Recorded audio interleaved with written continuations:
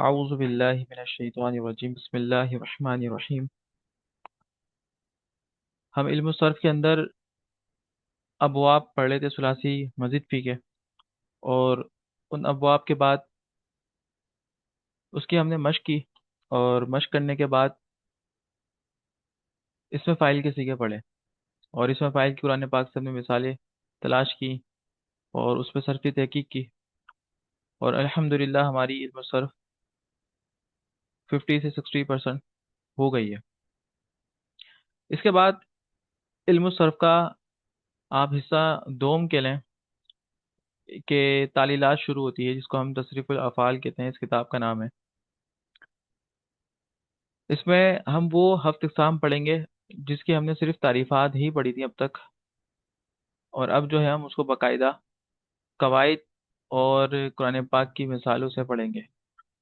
اور اس سبق کے اندر مطلب اس علم کے اندر ہم تقریباً قرآن پاک کے جو 550 سے 600 سیگے انشاءاللہ پڑھیں گے اس کورس کے اندر۔ ہمارا ٹاپک شروع ہوتا ہے اصطلاحات سے، کہ تعلیلات جو ہم پڑھتے ہیں اور اس میں جو ٹرمز یوز ہوتی ہیں وہ کون کون سی ہوتی ہیں، اصطلاحات کون سی ہوتی ہیں۔ تو سب سے پہلے حرف علت۔ حرف علت ایک اور حروف جمع۔ تو حروف علت 3 طرح کے ہوتے ہیں، واو، الف اور یا۔ اچھا، واو، الف اور یا کے علاوہ جتنے بھی حروف تہجی ہیں وہ حرف صحیح ہوتے ہیں، یہ پہلے ہی بتایا تھا آپ کو۔ اب کہتے ہیں کہ جو واو، الف اور یا ہے نا، یہ حرف علت ہیں، اور جب یہ آتے ہیں تو انہی کے اوپر ہم قاعدہ اپلائی کرتے ہیں۔ مطلب الف کے اوپر قاعدہ اپلائی ہوگا، واو کے اوپر ہوگا، یا کے اوپر ہوگا جب حرف علت آتا ہے، اور اسی وجہ سے ہم یہ علم حاصل کرتے ہیں تعلیلات کا۔ اور جو صحیح حرف ہوتے ہیں اور صحیح صیغہ جو ہوتا ہے اس کے اوپر کوئی تعلیل نہیں ہوتی، اس پہ کوئی قاعدہ نہیں لگتا۔ کہتے ہیں کہ الف اور حمزہ دو الگ الگ حروف ہیں، حمزہ حروف علت میں سے نہیں ہے، ٹھیک ہے۔ حمزہ جو ہے حروف علت میں سے نہیں ہے۔ ہاں، جو الف ہوتا ہے، اچھا الف کہتے کسے ہیں؟ الف وہ ہوتا ہے جس کے اوپر کوئی حرکت نہ ہو، زبر زیر پیش نہ ہو، جو ساکن ہو وہ الف ہوتا ہے۔ اور جو الف نما جو کھڑی ڈنڈی ہوتی ہے، جیسے کہ یہاں پہ اصطلاحات کی الف پہ لکھا ہوا ہے، اگر اس پہ ہم زبر زیر پیش لگاتے ہیں تو پھر یہ الف نہیں رہتا بلکہ یہ حمزہ کہلاتا ہے۔ آئی بات سمجھ؟ اس کے بعد کہتے ہیں کہ حمزہ حروف علت میں سے نہیں۔ نمبر 2، حروف مدہ۔ حروف مدہ 3 طرح کے ہوتے ہیں، کہ ہم نے پہلے تجوید وغیرہ میں پڑھا ہوگا کہیں نہ کہیں۔ تو پہلا ہے واو ساکن ما قبل پیش، مطلب واو ساکن سے پہلے اگر پیش ہو تو واو مدہ ہوگا، جیسے کہ سو ان، تو تھوڑا کھینچیں گے۔ حروف مدہ کا جو قاعدہ ہے وہ ایک الف یعنی 2 حرکات کے برابر اس کو کھینچ کے پڑھتے ہیں۔ حروف مدہ یا ساکن ما قبل زیر ہو تو یا مدہ ہوگا، جیسے کہ با یا زیر بی، عین زبر آ، بی آ، ٹھیک ہے۔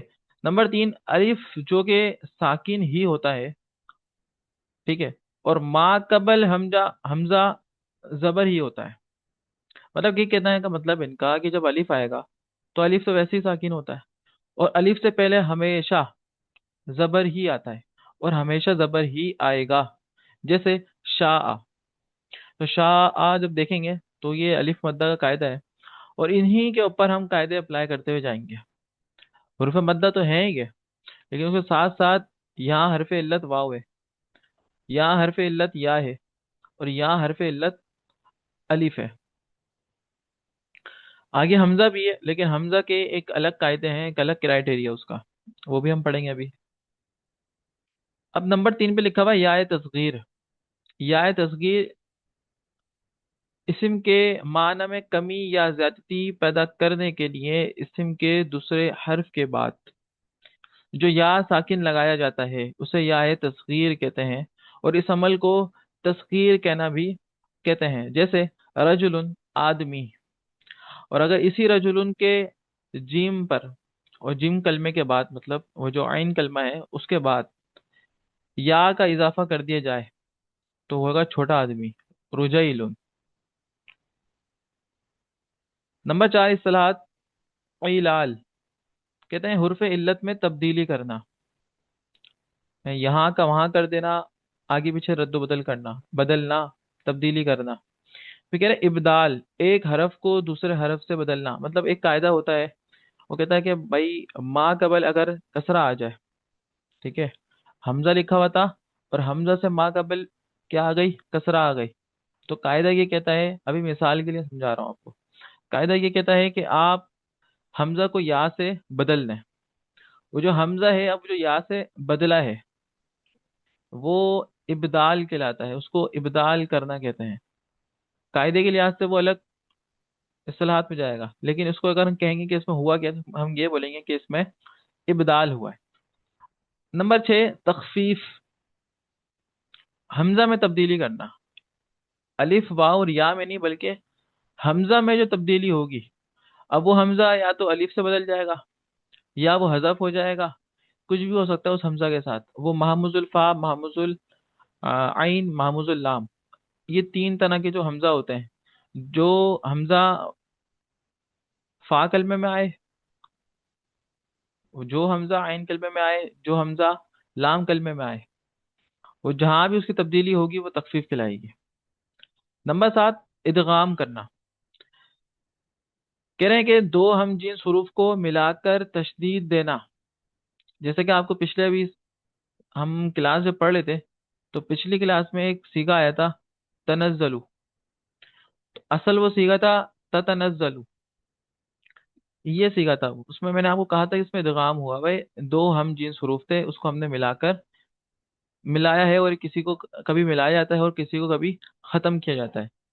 तो कह रहे हैं जिसको मिलाया जाएगा, जिसको तशदीद दी जाएगी, जैसे कि मद्दा, मददा से मद्दा बनता है ना, मीम दाल और दाल इसके हुर्फ असलियात है। तो मीम दाल और दाल, जब दाल जो है दो हम जीन हुरूफ एक साथ आ गए, तो कहते हैं कि पहले को दूसरे के अंदर इदगाम कर देंगे। तो कहते हैं किसी कलमे में एक जीन्स के दो हुरूफ एक साथ आ जाए, और आने की वजह से जो सिकल पैदा होता है, सिकल कहते हैं जबान में भारीपन, और ये हमारे नहीं होता, अरबों के होता है, और अरबों ने ही हमें बताया है, उसे इदगाम के जरिए दूर किया जाता है। जैसे कि मिसाल के तौर पर इन्होंने एक मिसाल दी है, यद रूरू, इसको मुफरत तौर पर पढ़ रहे हैं तो ये हमसे पढ़ा जा रहा है, अगर ये इबारत के साथ होता तो उसमें यद रूरू अगर पढ़ा जाता, तो वो जबान के अंदर शिकल पैदा करता, जबान को भारी कर देता। तो कहते हैं इसमें दो मर्तबा राय, वो जो कि रा है ना, ये दोनों हम जिन हरूफ है।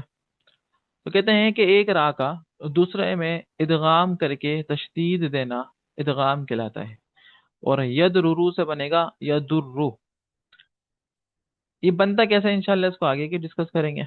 अभी के लिए तारीफात और इसको मिसालों के साथ याद करें।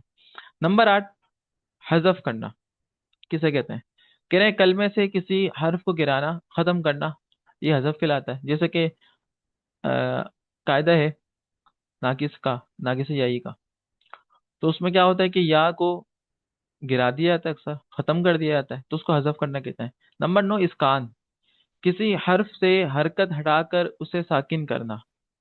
ऐसा बहुत दफा हर एक कायदे के अंदर हुआ है।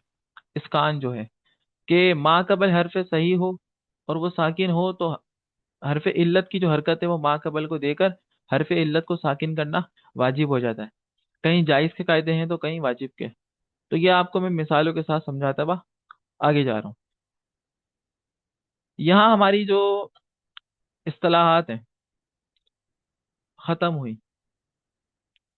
इन इस्तिलाहात को आपने याद करना है तारीफात के साथ, और इसको अपने पास जो है नोट कर लें, किसी रजिस्टर के अंदर, किसी कॉपी के अंदर। भले से कलरफुल इसको ना बनाए, लेकिन उसको एक लाइन ड्रॉ करके और इसको एक अलग पोर्शन के अंदर बनाकर तब तरतीब से लिखिएगा, एक फेयर वर्क। ओके।